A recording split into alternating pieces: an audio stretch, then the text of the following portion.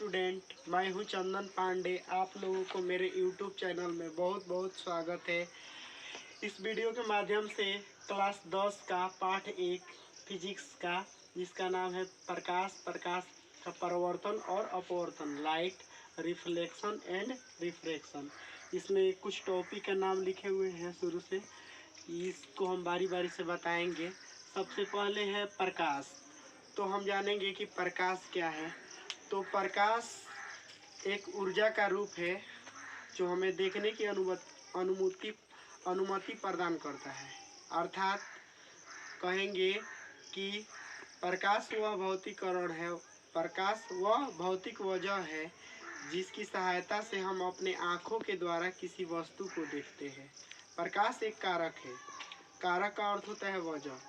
प्रकाश एक ऐसा वजह है जिसकी सहायता से हम अपने आँखों के द्वारा किसी वस्तु को देखते हैं, उसे ही प्रकाश कहते हैं।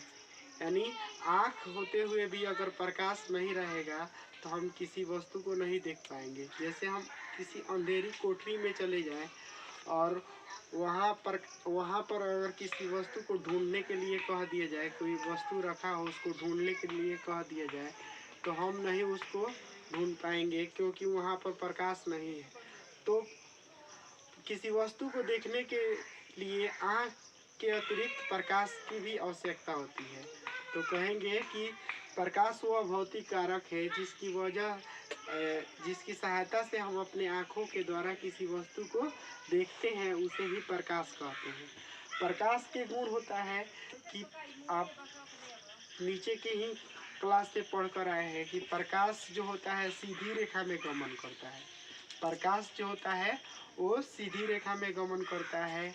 प्रकाश एक ऊर्जा का रूप है और प्रकाश को गमन करने के लिए किसी माध्यम की आवश्यकता नहीं होती है।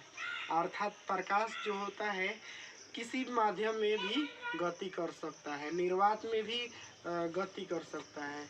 और प्रकाश का जो गति होता है, चाल होता है, वो सबसे अधिक निर्वात और हवा में होता है।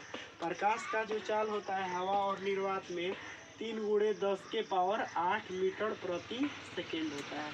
इसको जब दहलाएंगे तो 30 करोड़ मीटर प्रति सेकेंड हो जाएगा। जब किलोमीटर में बोलते हैं तो प्रकाश का चाल 3 लाख किलोमीटर प्रति सेकेंड होता है। और प्रकाश का पानी में चाल 2 लाख किलोमीटर प्रति सेकेंड, यानी 2 × 10⁸ मीटर प्रति सेकेंड होता है। ये पानी में प्रकाश का चाल है। तो ये हवा में प्रकाश का चाल है और ये पानी में प्रकाश का चाल है। अब हम जानेंगे कि किरण क्या है।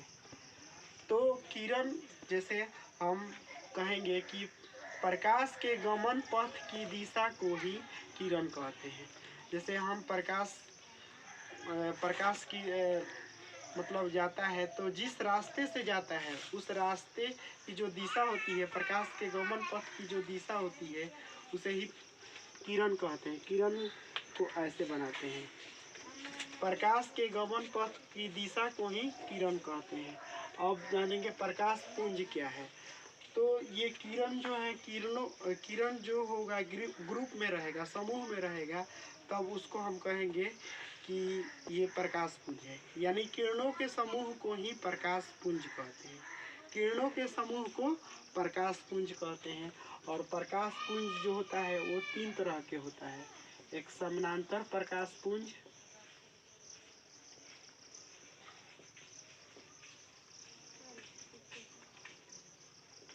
और एक होता है अभिसारी प्रकाश पुंज,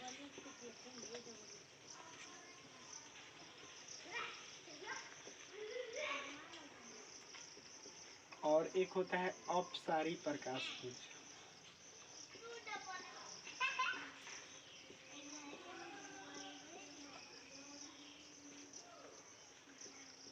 तो अब हम जानेंगे बारी बारी से कि समानांतर प्रकाश पुंज क्या है, अभिसारी प्रकाश पुंज क्या है, अपसारी प्रकाश पुंज क्या है।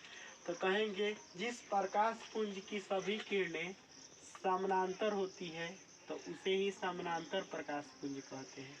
जिस प्रकाश पुंज की सभी किरणें समानांतर होती है उसे ही समानांतर प्रकाश पुंज कहते हैं। ये जैसे ये समानांतर प्रकाश पुंज है। 2 नंबर है अभिसारी प्रकाश पुंज क्या है। तो जिस प्रकाश पुंज की सभी